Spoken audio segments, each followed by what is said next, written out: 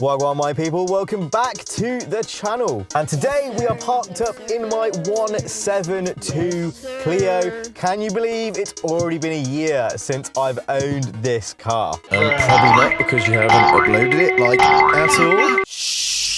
1 year ownership review. To be honest, it's a bit weird. Like, it feels like I've owned this car for a little bit longer than a year. The Mark III MX-5 that I owned has now come and gone. Like, that is a memory of the past nowadays. Don't get me wrong, I love that car for almost completely different reasons, but this Renaultsport Clio has definitely given me like a new perspective on performance cars in a lot of ways. Anyway, enough of the rambling. Let's turn this on and let's go and drive down some of my favorite roads.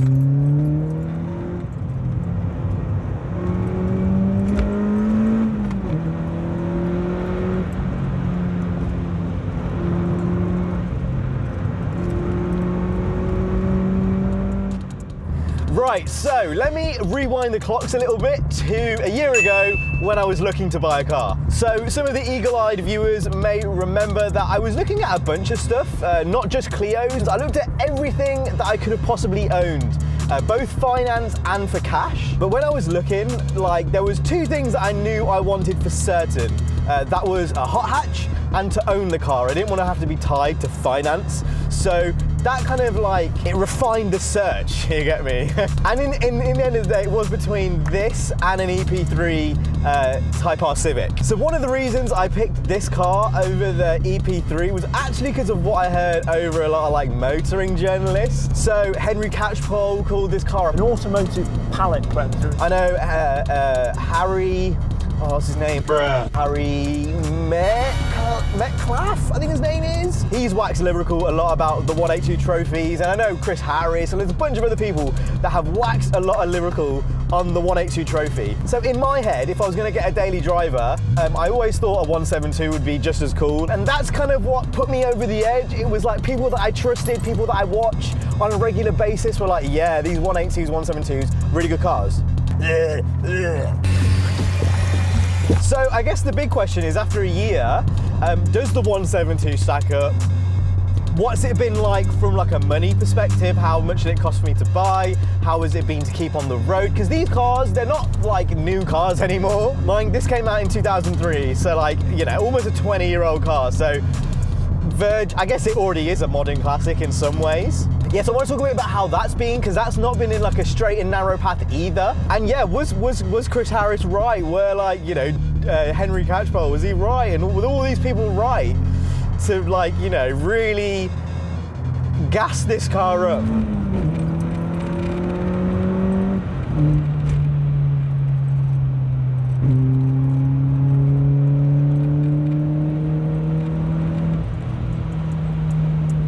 So yeah, first let's talk about the cost. So to buy this car, it cost £3,500. Yeah, that's pretty good, I think, overall. A few years ago, you could get these for like a couple hundred, 1,000, but as you know, car prices in the UK and pretty much all around the world are spiking right now. Not to mention that this car will likely go up in price. I doubt I will lose money on this car. So yeah, 3,500. Did I overpay for it? I think probably slightly. Because it's a 172, I probably could have got it maybe for like under 3,000 if I really haggled, but I was really eager to get into another car, and I literally just wanted to get rid of the MX-5 and just hop into something else completely brand new, and you know, just refreshing the old, you know, mind glands. So yeah, then after that, obviously things broke. You guys must have remembered that from my unveil video. Various things. So the car needed new tires, it needed new brakes, pretty much all round. Those kind of things that, you know, they're consumables. So in my head, it wasn't anything terminal. It wasn't like, you know, the engine was in really bad condition or the car was rusting to a point where it's going to fall to pieces. As you can hear, we've got a new K-Tech exhaust. This is a non-resonated system. I'll get some clips up for you guys now. I would not want to know what the resonated system's like if this is what the non-res is like.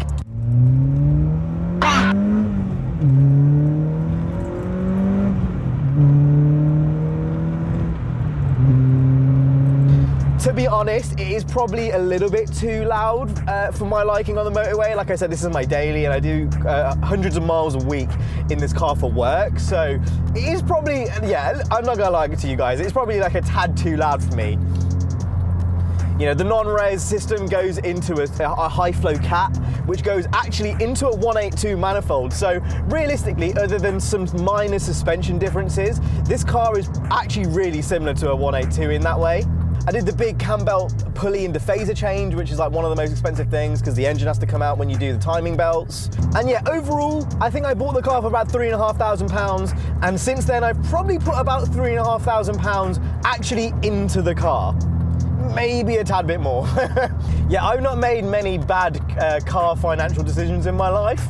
And I think this got to the point midway through my ownership cycle where I was like, yo, if one more thing breaks, I'm gonna fucking die, bro. Yeah, and this shit is going straight onto Auto Trader, and I think I'd had enough. But as soon as, you know, I kind of got to that point, things started to like stop breaking. So yeah, here we are, and I still own the car and I haven't got rid of it yet. I think overall, these are pretty reliable cars, so as long as you find the right one, I think you'll be okay. So yeah, don't worry too much about things breaking, just make sure that the one you buy isn't an absolute melon. For that money, I probably could have got a poorly conditioned 182 trophy, or a really, really nice 182. But I guess, hey, you live and learn, don't you, I guess? So obviously, I've got a fucking big fart can on the back. I've done some mods to it. How is it like to live with?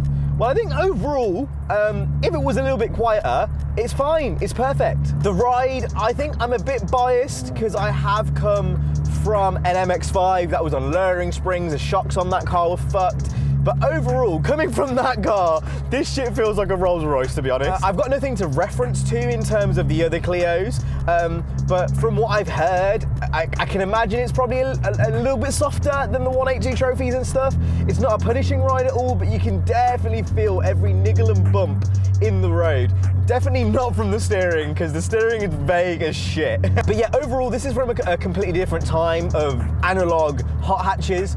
I drove the newest Fiesta ST before I bought this. I also drove the generation before that. And even with that, you know, if you compare it to those cars, the steering much heavier, even the pedals, like the clutch, really fucking heavy clutch, you know, like you get used to it, unless you're a or you're in start and stop traffic, that will likely not be an issue for you. Those things for me and how I drive the car aren't necessarily a deal breaker, nor is it a hindrance. I never ever think about the clutch being hard and think, oh, fuck, that really annoys me about this car. Never, never, never. Fuel, it gets like 40 miles to the gallon, which is like perfect, especially considering how high fuel prices are right now. It meets like ULEZ, so you know, I live local to Birmingham, so that's really useful whenever I'm into the Birmingham town centre. I can actually drive in the town centre. Yeah, if you were like in London or somewhere, like, and you still wanted a hot hatch, and you know, you needed a ULEZ car that's compliant, this is a really good shout, you know. I think in some ways owning this and that Mark III MX-5 has really spoiled me, because both of them are super, super analog compared to anything you can get on the market nowadays, you know. Yeah, and I just can't see myself owning something, you know, newer. I think anything I buy will probably be older, unless we're talking maybe like a GR86 or like a, I don't know, like a GR Yaris or something like that. Those are cars I'd own, but I think for the most part, whatever I own in the future will most likely be something a little bit older. I don't think you can have much more fun for £3,500. You know, at this price point, I don't think it gets much better than this Renault Sport Clio. You know, if you're looking at Type Rs, they're above £5,000. I'm open to being proven wrong. So if you guys have a car that you'd like me to drive, make sure to go ahead and leave a comment down below, or DM me on Twitter or Instagram. I always get back to you guys there. I read all my comments. I hope you guys enjoyed this video. I will see you in the next one. Stay safe and peace.